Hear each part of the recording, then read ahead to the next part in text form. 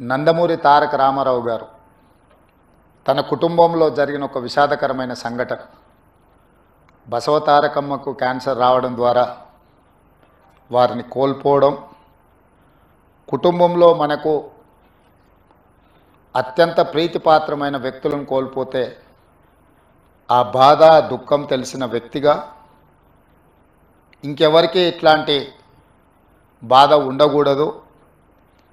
వీలైనంత మేరకు పేదలకు సేవలు అందిస్తూ వాళ్ళ కుటుంబాలను ఆదుకోవాలన్న ఆలోచనతోటి 1988-89లో ఈ ఆలోచనకు పునాది పడ్డది.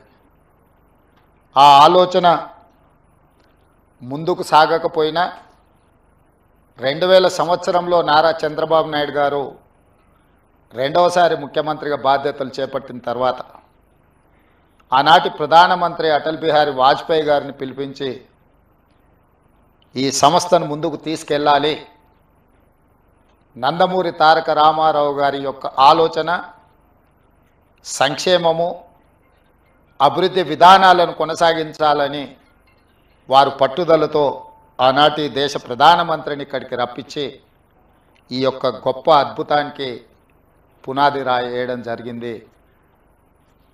ఆనాటి ఆలోచనను నందమూరి తారక రామారావు గారు నిస్వార్థంగా, ఎలాంటి లాభం కానీ ఎలాంటి స్వార్థం కానీ లేకుండా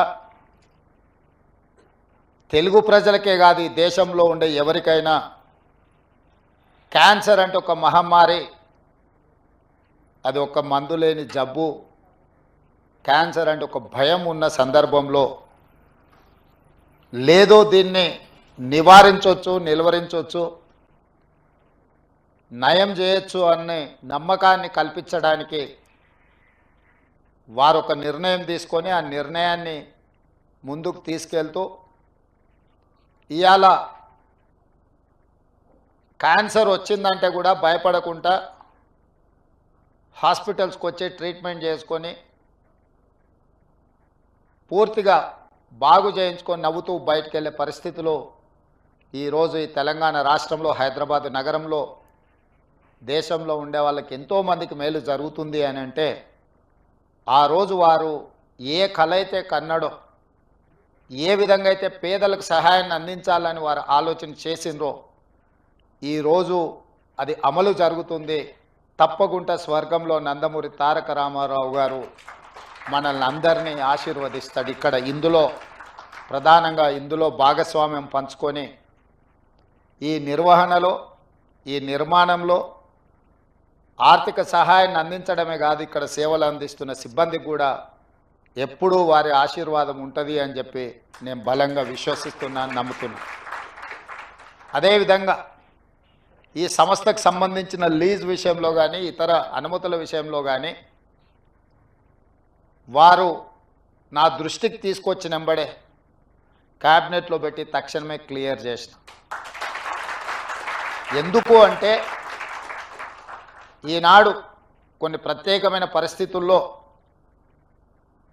మేము ఉన్న ఈ హోదా, ఈ గౌరవం వారు ఏ స్వార్థం లేకుండా ఏర్పాటు చేసిన ఒక రాజకీయ పార్టీ మాకందరికీ అవకాశం కల్పించింది. ఆ ఆలోచనను, ఆ విధానాన్ని, ఆ సంస్థలో పేదలకు సేవ చేయాలన్న ఆలోచనను అలవర్చుకున్న మేము తప్పకుండా ఇట్లాంటి కార్యక్రమాలకు అండదండగా నిలబడడం జరుగుతుంది భవిష్యత్తులో కూడా. అదేవిధంగా ఈ వేదిక మీద నుంచి ఒక్క మాట చెప్పదలుచుకున్నాం. మనలో ఉన్న ఆట నైపుణ్యం వెలికి రావాలి, ప్రజల గుర్తింపు జరగాలంటే నైపుణ్యం కలిగిన ఆటగాడితో పోటీ పడాలి అని పెద్దలు చెప్తూ ఉంటారు.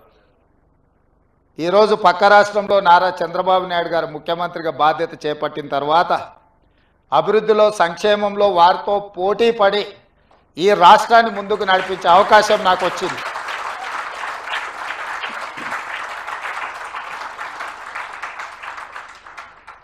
గతంలో 12 గంటలు పనిచేస్తే సరిపోతుంది, అంతకు మించి అవసరం లేదు అనుకునేవాడిని. కానీ ఇప్పుడు వారు 18 గంటలు పనిచేస్తే నేను 12 గంటలతో సరిపెడితే కుదరదు. కాబట్టి మా అధికారులకు మా సహచరులకు మనం కూడా 18 గంటలు పని చేయాల్సిందే. అభివృద్ధి విషయంలో సంక్షేమం విషయంలో పోటీపడి ఈ 2 తెలుగు రాష్ట్రాలు ప్రపంచానికే ఒక రోల్ మోడల్గా నిలబడాలి అని నేను భావిస్తున్నాను. ఆ దిశగా మా ఆలోచన, మా విధానాలు, మా నిర్ణయం ఉంటుంది.